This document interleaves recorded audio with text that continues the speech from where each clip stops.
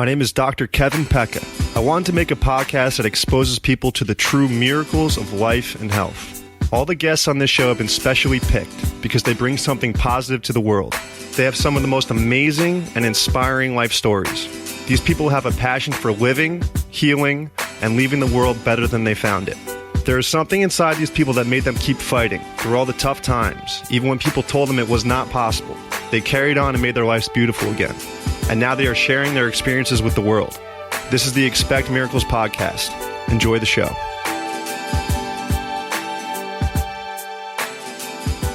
Today on the Expect Miracles podcast, we have Dr. Jeremy Dinkin. Dr. Jeremy is a chiropractor out of Monmouth County, New Jersey, that specializes in movement, strength and conditioning, and nutrition. He has also been one of my best friends growing up since high school. He is extremely talented at what he does, and it was an honor having him share his story on the podcast today. Please welcome Dr. Jeremy Dinkin. Jeremy, how are you today, brother? Thank you.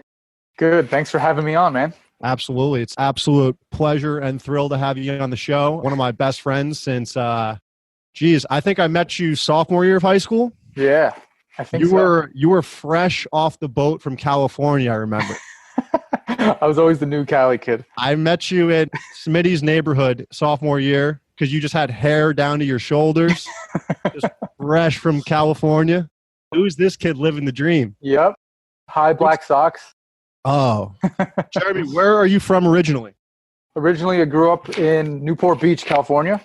What a place to grow up. Very lucky. Came back east in 7th grade at 12. And middle school and high school here, and then college, and then back to California for chiropractic school. Did you know that Newport Beach, California was just like a fictitious place growing up, or did it not hit you until you moved to Jersey? It hit me when I went back again. All those years later? Yeah, because I was much older, obviously. I was 24. I couldn't believe how much I took it for granted, even though we lived it up. We were on the beach from 8 a.m. to 8 p.m. But if I was there in high school, it would have been crazy. Like, I always tell myself, I don't know, obviously it's a wonderful place to be and grow up, but it's 75 and sunny every day. I know, it's also dangerous. It's perfect. It could get dangerous. Yeah. I'm really grateful that I did end up in the East Coast just because of the group of guys I met, friends. How was the transition moving from California to the East Coast at such a young age? It made it really easy because my cousins were already here, and they made it so easy. Can't thank them enough for that. And playing football, so I was right into Pop Warner like day one. Those guys, I'm still close with all of them. Right, so you moved in with your cousins when you first came in here, right? Yeah, exactly. Straight from Croatia. Didn't even go back to California. Just straight from Europe, right with a suitcase to New Jersey. Jeez. And dude, the cousins you moved in with are absolute characters. That must have been something. Our family's insane. It's awesome. Oh, my God. So what were you into growing up? Were you into sports? What were you into? Yeah, well, originally it was football and basketball, always. We played basketball on our mini hoop till 12 o'clock at night outside because it was Cali. Football, Pop Warner, I played for Newport Beach Seahawks. We played some hilarious teams like Inglewood Jets, Compton Titans. The other day. Yeah, that's where football started. And then basketball was like one of my first loves because it was when the Lakers were amazing. So me and my brother loved basketball and played a lot of that. And then football was I started playing flag first and then into Pop Warner. And I was always kind of slow actually. And weirdly enough, as I got older, I got faster and became the smallest and fastest one on the team instead of the biggest and slowest. And then when I got into high school was the first time I got introduced to weightlifting. Did you fall in love with that right away? Right away. I remember doing push-ups and getting a pump. And I remember being like, this is awesome. I'm not supposed to have a chest right now. So I remember that being one of the first times I love this and I have fun doing it. And what did you do after high school? Did you go play any college ball at all? Yep. Originally I got a scholarship to Iona College to play football. Got recruited as a defensive back. In camp, switched to wide out. Then hurt my hand and then got a little playing time there and then transferred to Monmouth right after that season because Iona ended up dropping the program. Yeah. So 60 freshmen transferred out. I went back home to Monmouth and then played out the rest there. How do you compete with dudes that are like 6'4", lengthy, you being not as tall, but how did you compensate and keep up with them? Training obviously made it up with speed and agility. I'll never forget. We were getting trained by Brandon Hoyt from Notre Dame. Yeah. I think it was a sophomore year in high school. It's like Sean and all the high school guys. Never seen feet like this except for one other guy. And it was Talking to that, you? yeah. And it was the safety from Notre Dame who ended up playing in the NFL. I forgot his name. But I remember being like, that was the best compliment I ever got in my life. That's and unreal. then obviously being aggressive, like overly aggressive, like almost getting in fights every time I played one-on-one. Yeah, competitive. I had to because I was shorter. Yeah. Had to make like a little name for myself. Absolutely. So what was life like after college? What did you want to get into? After college, I was really confused. All I knew was football, and my major was a joke. I did start taking courses because halfway through college, I realized like nutrition randomly was like all of a sudden like a passion. Mm-hmm. So I was taking exercise science, nutrition courses, stuff like that. It wasn't my major. You were just generally interested in it. I did a lot of like my own studying because my major was so easy. It was just business and communication. Like I was just like going through the motions, playing football. So after college, I was working in a that's how I found chiropractic. My neighbor was a chiropractor, and actually my senior year when I got hurt, he saw me in a neck brace. And he's like, why don't you come in and just give me a chance? Like, give me a chance. Did you get like pretty severely injured? Yeah, I was in a neck brace, so I couldn't like turn. I was driving, like turning my whole body from a sideline tackle. So I gave him a chance just because his personality was hilarious, like second to none. And I got my first cervical adjustment ever, neck adjustment. And by the end of that visit, first time ever, I was turning my neck like fully. And so that was my like chiropractic story of the miracles of chiropractic right there. Right? Yeah. I was like, what have I been missing this whole time? Dude. And like if you didn't have that next door neighbor, you would have just been pumping yourself with Advil for who knows how long. Yeah, and keeping myself in a neck brace. Yeah. So, man, that's nuts. Yeah, it was crazy how that happened. And he ended up offering me a job after school. So I worked with him for like almost 3 years. And it was awesome. I got to experience like the PI side and the business side of chiropractic. I owe him credit for going to school. Like I didn't want to do it. I didn't want to go to chiropractic school because I didn't know how to bridge the gap of strength and conditioning and chiropractic. I knew it was possible, but I was like, I don't know if it's worth it. So he pretty much talked me into it, pushed me to go. You definitely need some talking into because it's scary and like everybody just makes you worry about the course load and everything. Exactly. And, like, we weren't the best students. Like we weren't straight A, at least I wasn't in high school. Right. So like doing all that coursework was nerve wracking. I didn't know if I could do it or not. And it does take a couple people to be like, yeah, no, you can do it. Exactly. I'll never forget that first time I looked at the curriculum for like the 3.5 years. Yeah. I was like, no way. It's a full-time job. Yeah. It's insane. That was pretty much how I got into chiropractic. And what I did after school was that. Plus, I developed another passion. Well, I didn't really develop it. I just kind of made it come about. I was obsessed with house music. Yes. And I taught myself how to play the piano, how to produce music. And then I even took, I think it was like a 4 or 5 month course of recording and studio stuff in New York City, where I met amazing people. Still close with one of my French friends. He's like one of my best friends, I consider him. So I don't regret that at all. But it was a weird time in my life where I was like, I thought I was going that route. And it didn't really match up with like, I knew I wanted to do something with health and fitness because I was always like so obsessed with that. And DJing late night, because being a producer, you have to DJ. Yeah. Pretty much. It didn't match up with like my lifestyle, and I was waking up later. Wasn't like, if I skipped a workout, I was furious. It just wasn't for me, and I kind of realized that. I saw the industry kind of getting oversaturated. Everyone was becoming a DJ. So I saw that, got out of it, immediately signed up at Brookdale for those extra courses that I needed. Yeah. And squeezed them all in, got my 25 life science credits because I only had like 10. Yeah. And then went right to school. Yeah, man. Well, that's good that you jumped into like the DJing and went for it, because a lot of people just talk about doing a lot of things like, oh, I think I'm going to do this, this, and this. And they just talk about it and they stay stationary. And like, you can't even realize you're going the wrong direction unless you move. Yep. So, like, even though you went in that direction, it still led you to chiropractic. Exactly. It was awesome because it made me realize what hard work really was. I was staying up till 3, 4 a.m., had class at 8 a.m. Mhm. And I didn't care because I was passionate about it. I wasn't getting paid at all. Mhm. Just like, it was a true, hardworking, passionate thing. So when you get to chiropractic school, there is literally hundreds of different avenues you can take. There's so many different techniques. There's so much like chiropractic goes into a lot of different realms these days. So what did you, with your past prior experience in your life, I feel like it was almost your calling to dive into the movement and the nutrition and the lifting and everything. So how did you get to where you are now while in chiropractic school? Best question I've ever been asked, because I actually just thought about it now. Great question, asker. I went to Southern Cal because I thought that they had the best sports medicine program in the nation. And so I went there, got into the sports med honors program. Thought Thought was a huge keyword. Well, they drop that on you. Yeah. And so they sucked me in with that. Oh, it's close to the beach. Yeah. It doesn't take much over there. Sports medicine based. So I went there thinking that. I was thinking that. And then I always knew nutrition was my strong suit. I wanted to incorporate that. So I thought it was going to be sports medicine and nutrition, like from the get-go.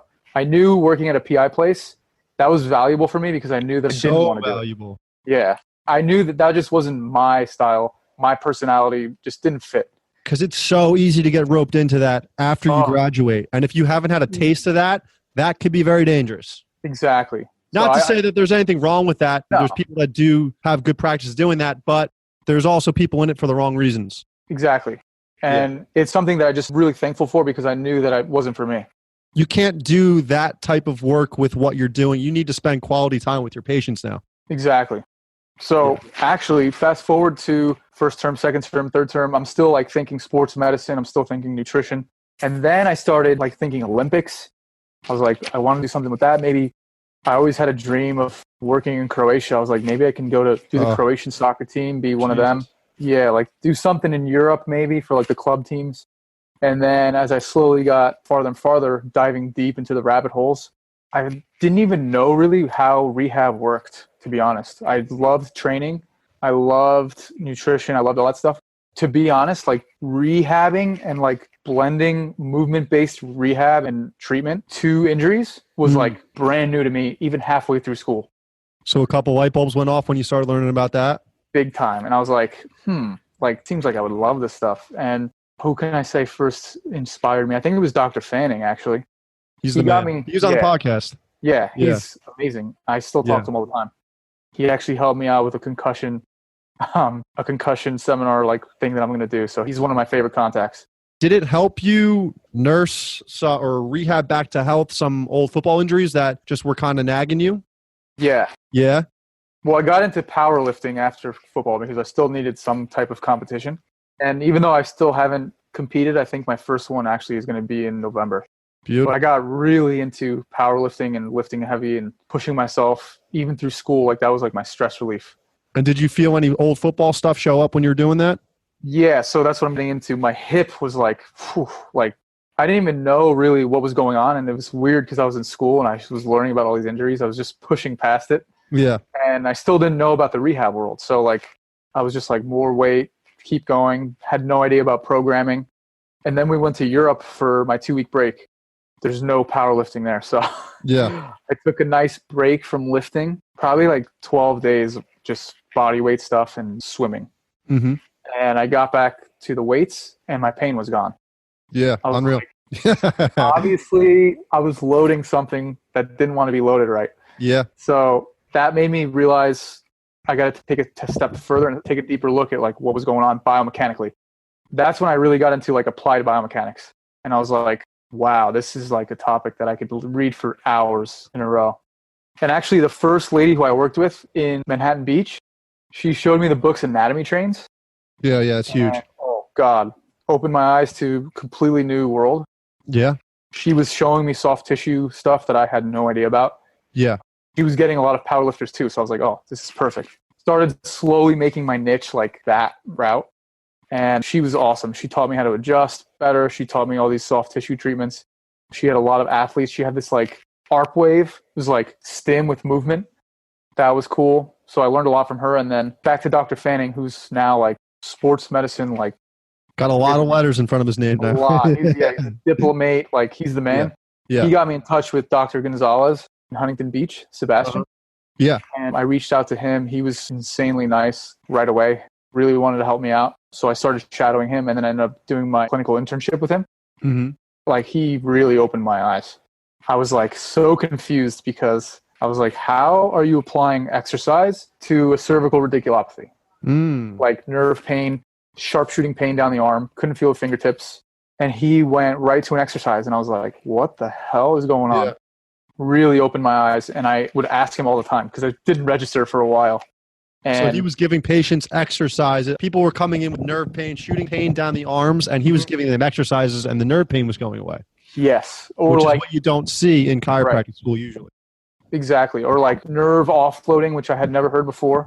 What is it? Nerve offloading. Okay. So like he would find a position of relief where like the nerve would have like some like breathing room, and he would do like core bracing stuff that would take away pain. And I was like, what is going on? My mind was blown and I was falling more and more in love with that stuff. He was giving me books to read, assignments to do, like stuff like that. And again, me and him are super close still. Like, he's one of my favorite mentors. Learning from him was like, he gave me the confidence. Him and a few other docs like Ben Ramos gave me the confidence, learning from them, to start my own practice. Because without them, I wouldn't have had the confidence to start by myself. Now, is there a lot of people in New Jersey that's doing what you do, or is it far and few in between? I did find one doc through Ben in North Jersey, and we hit it off from day one. I got in contact with him. We talked for like half hour, first conversation. It was awesome. Yeah. And now he is my coach. Oh, yeah. He's pretty much my coach now because the commute was too far to actually stay there and work. Mm-hmm. So I actually did my 10th term in New Jersey, worked with him. It was awesome. Like, incredible experience. Not only treatment-wise, he showed me everything I needed to know business-wise. Which is huge. Got to learn how to collect that money. Yep. Exactly. Opened my eyes to a whole nother world again. And Seb and all them, they pushed me in that direction. And then he really hammered it home for me. How to really run a business, cash-based business, just like you. They showed me why insurance is not the route you really wanted to take. With what you're doing, 100%. Right, exactly. Not for what I'm doing. And so I was like scrambling, stressing out, seeing like, if I start my own practice, what am I going to do? Like, am I going to take out a network? Am I going to take in network? Cash? Mm-hmm. And I knew cash to start out was just the easiest, and what I knew through them. And started listening to some podcasts, reading some books. I was like, you know what? I'm going cash, and cash only. Oh, yeah. So, Jeremy, what is it that you do? Like, what is this technique that you keep saying was really eye-opening for you that you're doing now? What is it? It's basically applied biomechanics, if I had to say it in a nutshell. So, movement-based therapy, identifying dysfunction, addressing it, and then coming up with a plan. So I usually put people through like a movement pattern, movement assessment, if you say it like that, then go through my orthopedic testing, depending on which regions are showing dysfunction. Again, I usually do a thorough examination, so it's like 45 to an hour. Reflexes, DTRs, sensory, all that, and then orthopedic testing for those specific regions, which again, cannot forget mentorship.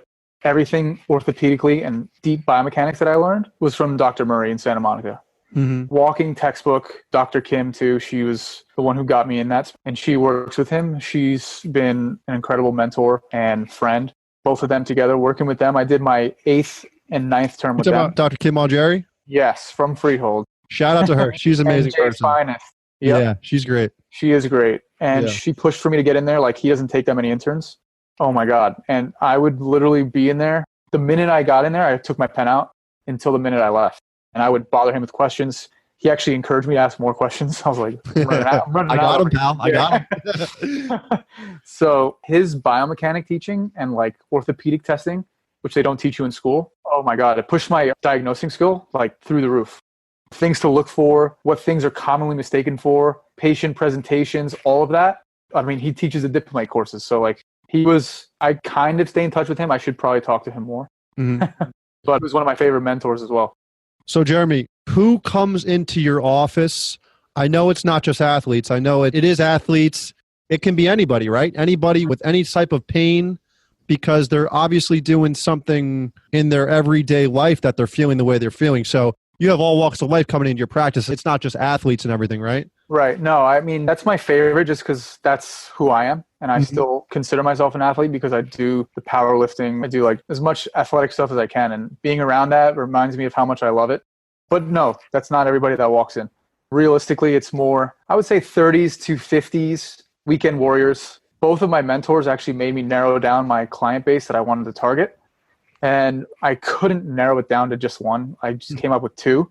So the first one is like the 27 to 32-year-old male who is pushing to the next level, needs every little detail to be on point, is willing to do whatever it takes to get to that next level, and is willing to learn as much as they possibly can.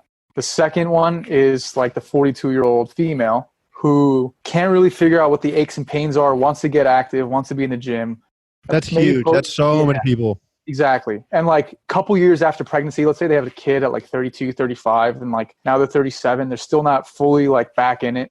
They love just even the simple breathing techniques we go over is like mind blowing for them. Mind blowing. Yeah. Like they've never been taught it. They never heard of it. They've never learned it. And teaching them that, like seeing their eyes light up, that's my favorite patient. And like my favorite patient actually so far was out of my own apartment. Had a portable table before the office even came about. She reached out to me through my mom. My mom does business with her husband. She was dealing with back pain for like 6 years, postpartum, wants to lift. She's a savage, even without lifting. Yeah. She's a hard worker, debilitating low back pain, like sciatic for years, chronic pain, couldn't figure it out, countless doctors, countless pills. She was sick of the medication. I was like, wow, this is like real life now. Like all that mentoring and like all that clinical experience that I got from shadowing. This is the real deal. Now this lady's like looking for help. So I was like, all right, let's do this. So I brought her to the department, did my full exam. It was like a 2-hour visit because I had time. Yeah. Diagnosed her with like classic lumbar radiculopathy. I think even an SI sprain. Zero stability. Couldn't barely stand on one leg. Got her to hip hinge. So yeah, so pretty much what I started with was bracing, core bracing, breathing, and showing her how to move properly. So she told me in the history, severe pain was sitting long car rides, sitting down at the restaurants, picking up her kids. So it was a classic flexion case, flexion intolerance case. I was like, wow, this is money in the bank because I've seen Seb and Ben and all these guys treat this all the time. Yeah. And so she came in, 10 out of 10 pain for years. She left that first visit at like a 1 or 2. Wow. Mostly from stabilization exercises? Stabilization. She was like about to cry. Yeah. Second visit, she came. We did more of that, showed her more of the hip hinge. Now, showed her some light loading with proper technique, proper bracing. She was moving pain-free by the end of the visit. Again, she was like so thankful. Of course, I didn't charge her. That was my first patient ever. Yeah. But ended up being the best testimonial because she's more than happy to reach out to me and give me like a Google review. Like she's been great. Best testimonial. Now I'm doing her programming. So that's another part of the practice that I like to do is like strength training. So now I'm doing her programming. She's loving it. She's crushing it. She's doing PRs, pain-free. And she texts me. She even makes posts like on Instagram. Like she's just so thankful. And that honestly was like, okay, I can do this by myself. Like, I'm going to start my practice now. Well, dude, you gave her her life back. Something she was 10 out of 10 pain forever. And when you give somebody that gift back, it's like, they'll do anything for you after that. Exactly. And that's kind of what separates me too as well. Like I didn't have to adjust her on that first visit. I thought that it was more of a stability thing. So only through my mentorship did I know stability was going to be the key focus for that type of patient. Finding the position of relief, loading it when possible, and loading it efficiently with the minimum effective dose. And all of those things comes with clinical experience and good mentorship and learning from the best. Like I forgot to mention Philip Snell, like took his course in June. I wouldn't have known to load people on the first visit. Like he blew my mind with that seminar on that weekend. And I reached out to him too, right when I was starting my practice and talked to him for a little bit. He was super helpful. Again, him giving me the confidence to start my own practice and do what they do. That's pretty much the route I took. Absolutely. Well, movement, it's huge to our health because that's how our spine gets its nutrients. There's no blood supply. So that's how it gets all the blood flow is the movement. And I've had people come into my office with severe low back pain, 10 out of 10. I'll take it down to a 5. It's kind of plateaus there. I was working with unbelievable Czech practitioner, like movement specialists. Send them over to her office. They'll come back in 2 weeks and they'll give me a hug because she got the rest by her movements, figuring out what they're doing wrong in everyday life. She got them completely pain-free, and it was through proper movement and exercise. So, Jeremy, I have a question for you. What do you see on a daily basis? Some things that you see that people are doing that they can just get out of pain without assessing them individually. What are some common things you see? Oh, I'm in the gym all the time, so this is a great question. Yeah. Most people don't understand how to use their hips when they bend, right? So simple deadlift, which deadlifting we do every day, whether we like it or not, right? Yeah. I think Move You said this, but we hip hinge like 3,500 times a day. So if you're bad at that, think of the repetitive stretch. Right? And then now think about the people that do that under load. So I see that all the time in the gym, especially at these powerlifting gyms. Oh, think about how many people are lifting too much to begin with. Exactly. Without the proper mechanics. Without the proper mechanics, without the proper base, without the proper stability, without form. I mean, and there's so much information now. Like Instagram freaks me out because there's so much stuff on there. I'm like, whoa, when am I missing something? Like every day there's like a new post about something I didn't even know. Yeah. I mean, there's so much information out there. It's mind blowing to see, like, still just zero attention to detail, but it keeps us in business. So absolutely. That's probably hip hinging is like a huge one I see. I did a post on this the other day, like the chin jut. People just with like heavy lifting overhead, they'll like jut their chin or like the top of the deadlift, like they'll lose their neck position, which causes either symptoms down the arm or facet jamming, stuff like that. It's so hard not to go up to someone in the gym and like correct their form, but I'm like, yeah, I'm sure you're just literally walking up to them and then just like almost touching them and walking away. It's so bad. And these guys are like triple my size. I'm like, right. Yeah, no chance I'm walking up to this guy correcting his deadlift. Yeah. Well, that one video you showed me of that guy that was lifting an absurd amount of weight with just completely hunched over. 605 deadlift. I literally thought I was going to hear a disc pop. Yeah. So, I mean, we're going to, again, like, what am I going to do? I'm going to go up to these guys like when they're free and I'm like, hey, I'm a new chiropractor in town. I try to like weasel my way in like that. I noticed that your shape. Yeah, you can't just be like, yeah, your form sucks. No, you can't do that. Yeah. No, if the guy's smaller than me, maybe, but usually I'm the smaller guy. Yeah. Dude. So, Jeremy, what does a initial visit look like with you? And I know every case is different, but you can't give the patient every exercise they need on that first day because you got to teach them bracing first and then how to, like hip hinging and stuff. So it's definitely a process that works in layers. So how do you gauge that? It's kind of like how a doctor would prescribe like medicine, right? So it's like you don't just give one pill and then say, come back tomorrow. Give them the bottle and then they take a pill each day. Right? And then when that bottle's empty, you come back, do a re-exam, refill, another plan. So similar to that. And I was giving I was talking so much because I was just so excited about rehab at the time. I was like, I would give like 10 different things, 20 different cues. And I'm like, watch. Look at the baby. So one of my coach now, Justin, Dr. Rebinowitz in North Jersey, he was like, dude, you're giving too much. Like, calm down. Yeah. So he made me realize like limit it to like 2 or 3 max per visit. And that's after the assessment. So like I said, we go through the movement assessment, go through the orthopedic testing, neurological testing, all that stuff, figure out what works, figure out the best plan for that person. Like you said, there's no like neck pain, this is what you're getting. Like shoulder pain, this is what you're getting. Chin pain, whatever. It's different for every person. And the rep scheme is different for every person. The load is different for every person. The volume is different for every person. It's like, it's got to be customized. Right. And it's got to have time to work. Exactly. And when I was looking for a place like that down here, I really didn't see that. And I was like, okay, it's time to just do it yourself. And so again, back to like why I started my own practice. Got to find your niche, got to be different somehow. And I take pride in the exam. I take pride in knowing how much to give the patient, when to tone it back. Like there's been times where I give too much and they're like, oh, that triggered it. I'm like, oh, all right, let's take it back a notch. Yeah. You got to figure out. It's like a puzzle. Yeah. You got to figure out what works for them. You got to figure out when to push the needle and when to tone it back.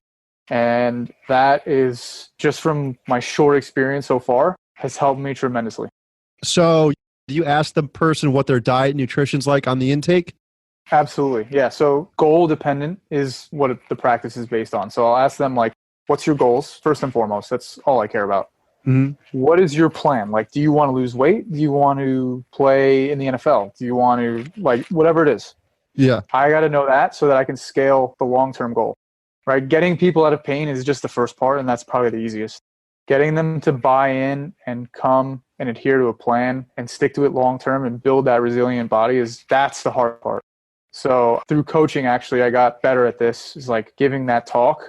Pain is the first to dissipate and the first to come back. So that's just like come and go. The hard part is building that body, stabilizing it, getting a proper nutritional habit down, being aware of movement. That's another huge one. I want to know the patient's goals, and I need to make up a plan in my head right away of how we can get to their end goal safely, efficiently, fast, and make them happy. So you write out program goals for the lifting and the movement, like you give them actual exercises to do at home. Do you ever write down nutritional stuff that they should be doing on a daily basis? Depends. That's a separate that's a whole different. I know that's a whole different animal, but yeah, there's people that come out to me just for nutrition, and that's like awesome because I can just zero in on that. So that is, again, goal dependent.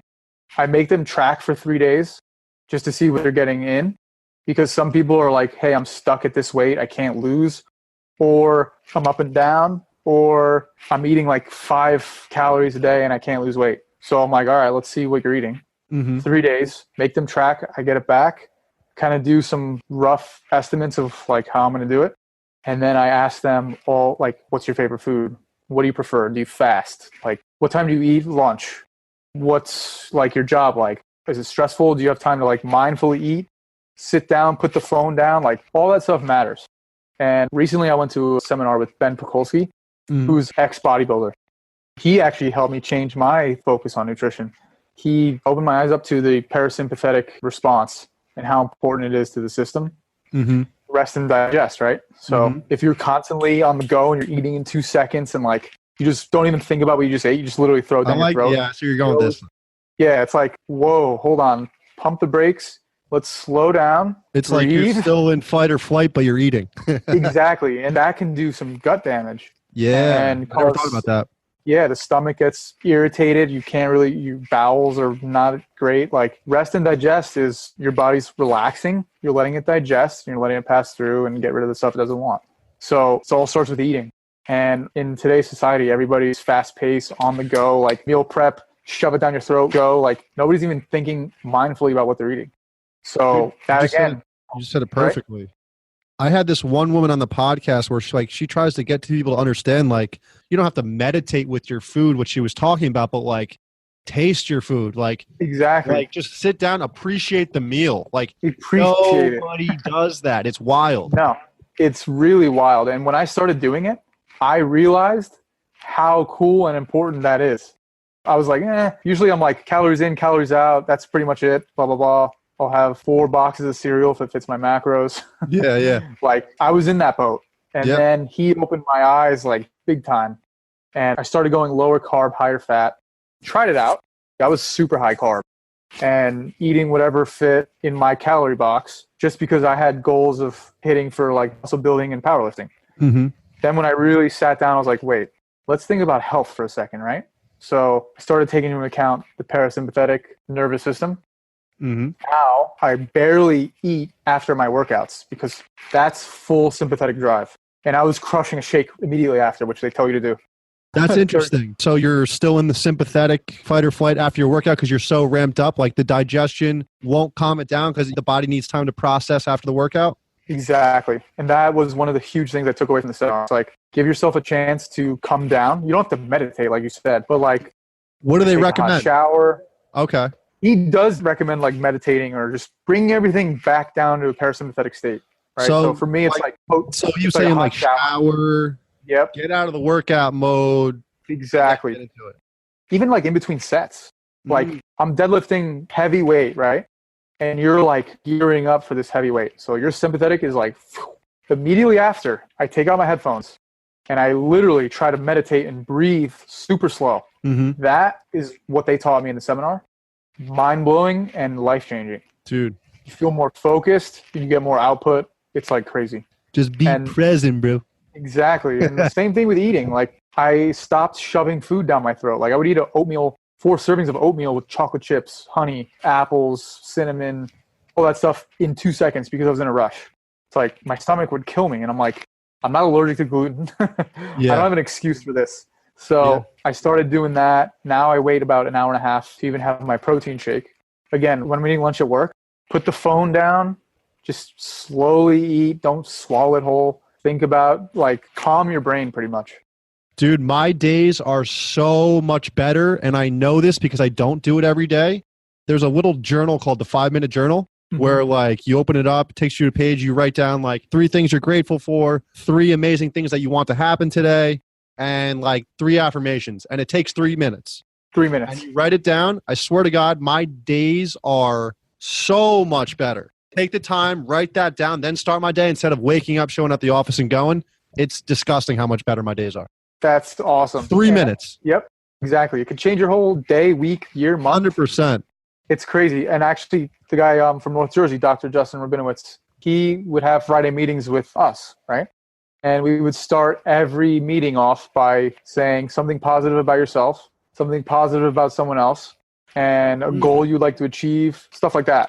First, it was like, oh, this is easy. And then when I would go home and I would think about it, I'm like, wait, what am I going to say tomorrow? Like, it's actually harder than I think. It is hard. Yeah. And it's got to be genuine. It can't just be like a lazy, like... Exactly. I'm grateful for my laptop, or I'm grateful. It's like, well, it's got to be meaningful. Like, it's got to tug at the heartstrings a little bit. Exactly. Did Brooke just walk in? Yeah. Wow. She's trying to interrupt the podcast, Brooke. Trying to interrupt. But anyway, again, speaking to what you just said, I've always done that, thank God. I've always had goals on my board, and I'll look at it every day. And I think that's, besides passion and internal, like, motivation, seeing goals on the board and writing them down and, like, talking about them really helps you get there. Absolutely. Because it's easy to forget what you're trying to accomplish when you have a bad day. You just look at the wall, like, oh, that's why I did that today. Yeah. And I actually do that with patients. So good segue. I make them write down their goals, not only for them, but for me to see. And by the end of the month, usually we revisit those goals to see how much we progressed, and then rethink the goal. If the goal's the same, we keep pushing for that goal. Dude, healing this might even be low. Probably way more than 90% mental. Your attitude, your outlook. And I know it's hard to have a positive attitude when you're in that much pain, but it all starts and ends up here with what you think and what you're processing up here. And, like, the people that come in to my office that have a good attitude, want to get better, and they're good up here, heal up so much faster than people that literally, like, I have, like, an expect miracle sign right above the door. Right. I've had people sit down and be like, yeah, listen, I'm not expecting any miracles here. And I'm like, you're like, oh, okay. Yeah, exactly. No, you're so on point with that. Yeah, absolutely. Oh my God. Like that. And that's the crew that I want to attract. Oh my God. I get, like, antsy thinking about it. When people want to get better and they're invested, there's no feeling because you're on the same team now. Absolutely. Right? You're not, like, forcing. And again, not to knock anybody else's practice or anything, but, like, the PI world is, like, a different world. And some people just show up because they have to. Yeah. And it's like, it's not like they bring the mood down, but it's just different. Absolutely. And it's not as enthusiastic. Like, when someone's in there and they're, like, gung-ho about getting better, there's nothing better. I also do enjoy a good skeptic, though. Yeah. Like, I also really enjoy that, where the guy's looking at me like, there is no way in hell this is going to work. Exactly. Or, like, when you come across people that are like, oh, you do chiropractic? I don't believe in chiropractic. And I'm like, well, that's funny because it's not a religion. It works. It's, like, scientific. It's proven to work. You don't have to believe in it. It's going to work whether you believe in it or not. Exactly. I actually love those. And the people that get adjusted for the first time, they're like, oh, I don't know if I like to, like, get popped or cracked. Like, okay, well, let's give it a go. Actually, I had another question for you. So I see you have a very strict diet. You're very disciplined in working out and eating. When do you allow yourself a cheat day? Because I also know you do that. Like, once in a while, I see you eating your donuts, bud. Yeah, well, that's more often than not, right? Yeah, the donuts are, oh my God. I think Brooke, actually, for the people that don't know her, my girlfriend, she got me, like, really into sweets when we started dating. Swear to God, I was never like this. It, like, took a turn for the worse. Yeah. And then I found, like, a real love for donuts. I never really ate donuts until chiropractic school, like, no joke. When we first started dating, pretty much. But anyway, back to, so on my cheat days, I typically still have a rough idea of how much I'm eating. So I'll fit that into, like, my calorie count. But again, I'm very loose with it. And it's probably more often than you think. But if you think about it, if you do it once a weekend, that's 4 times a month times 12, 36 days out of 365. So you're talking one cheat day a week? At least. Yeah. At least. Let's just say one a day or one a week. So that's 36, like I said, I think that was the number, out of 365. The ratio, like, is still way favoring me being accountable. Right. So that's why I stay semi-lean all year round. I purposely increase my calories, and I have been I haven't done a cut since before, actually, the first semester of chiropractic school. Like, I went in at 148 pounds, and I was 10%, no, less. I was probably like 8% body fat. Like, didn't have to flex to have abs. Yeah. And then I did like a 3-year bulk, Yeah. but like controlled. So I stay fairly lean. But my goal has been to be strong because I was lean, but I was puny. Had no base. I mean, I had a foot base from football, but like I didn't look big. I was 148 and I looked 148. So my goal was to build strength this whole time with my calorie intake going steadily up. So I would keep that lean physique while increasing my strength. And I would do mini cuts here and there. But again, everything's planned. And I think that that's another value I bring to the practice, dealing with people's nutrition and showing them how to do that and tailoring it to their goals. Not everybody wants to do that lean reverse diet calorie bowl. So I have to see what they want. I get them. They're like, calories to lose weight. What the hell is that? And I'm like, oh, trust me. Yeah. It works. So can people come see you immediately after surgery, or is that like once everything's patched up, they got the brace and everything, can people also come to you, or is that more like a physical therapy type of thing? Let them do that for a little bit and then they can come see you. Well, it depends. Like ACL. Yeah. ACL's done. They just had the surgery. It's tied up. Can they go right to you? Yeah. Do you want them to go right to you? I like having the story that they go to a PT first because then I know what worked and didn't work. True. Usually that's like common healthcare, right? That's more their realm. PT, right. So the ortho will send them right to physical therapy. But I have a patient right now who went to physical therapy, got a little better, but like was not seeing any progress after like the second week. So she found me. Her sister did that promo video for me. That was a good video, by the way. Thank you. You do great work. She does great work. She killed it. She came to me and we've been doing a ton of work and stability stuff. See, this is what bothers me is like nobody decided to check her hip, her ankle, or her low back, which all play a factor in the rehab process. Absolutely. So she was like, oh, this is the first time someone's like poked at my hip. And I'm like, what? So that's where that anatomy train books comes in huge because a lot of people have the hip pain or the knee pain, but it's actually coming from the right shoulder. Exactly. In the left knee. It's not always where the pain is. It's most likely not where the pain is. 99%. And that's what, again, like a tennis elbow patient, right? I just did a post on this today. Got a patient that said they had tennis elbow. They like insisted that they kept saying the word tennis elbow. Yeah. And I was like, all right, let's check the shoulder and the neck. And they were like, why? Like confused. And I'm like, let me do my job. Well, yeah. I explain it as best as I can. And I explain like where the muscles attach. I show them in the book. I have all the books in the office. And I'm like, look, this muscle attaches here and then this goes into this joint. So like, got to test this range of motion. And they're like, oh, wow. Like, never even thought of that. And I'm like, yeah, so let's try this out. And then usually they buy into it after I explain in detail why I'm doing it. Well, Jeremy, we've been rambling a little bit here. Do you have anything else that you would like to add on top of the nutrition, the movement specialty, anything else like that? Obviously, you still do the chiropractic. You're still adjusting people. Yep. Absolutely. Actually, some people ask me to do their strength training too. Nice. So we do functional rehab, all of the soft tissue, manual therapy. I pretty much do ART without the name. Active release technique, Yeah. Muscle release techniques, which I love manual therapy. I think the act of just getting your hands on people and decreasing muscle tone, you're not really like have this argument with people all the time, but like you're not really breaking up scar tissue. You're really just decreasing the tone. So especially with those thick. Exactly. I love doing manual therapy. I learned some neurodynamic techniques with like nerve flossing, IVF openers to like give the nerve breathing room, even from the lumbar spine, stuff like that, like nerve flossing, getting the nerve to glide better. And then the strength training was a huge part because actually, like I said, people reach out to me just for that. And they're like, how can I train more efficiently? And how can I program? So do you build a program for that person in that instance? Yes. So a lot of what I learned from programming from an exercise science book that I bought through the sports med program. So that's the only good thing they showed me. Plug SCU. Plug SCU. Read about programming there, but then really took a deep dive into like, I got coached probably in, I think it was fourth term by, his name is the Natty Professor. He's an awesome coach. The Natty Professor. No way. Yeah, he got me really strong and big. And I was like, whoa. I was like kind of mad at first because I was used to so much volume and just going to the gym and just hammering away. Mm-hmm. And he's actually the first one that made me realize proper programming is huge. Like if you want to progress and do the heavy weights that the heavy guys do, there's no way you can hammer away every day, go heavy as hard as you can every single day. There's just no way. And I was doing that. I was doing that. I was getting nowhere. Yeah. So he helped me program. Then I dove deeper into that. And I was like, wow, this is actually, programming has so many parts to it. I got way down the rabbit hole. I joined the subscription called Mass. I highly recommend it to anybody who likes exercise science. Mass is worth every penny. MASS or MAS? MASS.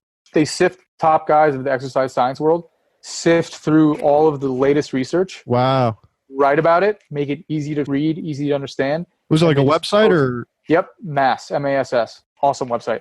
They actually do videos too, on top of sifting through all the research. They do videos on like programming, right? So that's one of the best videos I ever watched was Dr. Mike Zordos does a video on programming. It's like 4 parts, hour long each. Wow. He really dove deep into those. And so I learned a little bit about that and how to do it with patients on my own. And so I'm training a couple people now through that and programming to their needs and trying to help people utilize their muscle. Like you would be shocked at how doctors even, I'm training doctors, don't know how to use their muscles. Mm-hmm. And they're overtraining, they're overworking, they're misusing their muscles. They're taking over by cheating, right? For example, like a tricep cable, right? Push down, elevating the shoulder and then pulling. It's like, no, stabilize down, keep your scapula down and then pull. Yeah. And they're like, oh my God, I can do like 5 pounds like this. Well, that's something like the person that doesn't think about, even if you know how to lift, like you're looking at that. But like if you're just like going to the gym, even if like you played sports growing up, like you know how to do a tricep, like push or whatever you call it. Right. Push down. Yeah.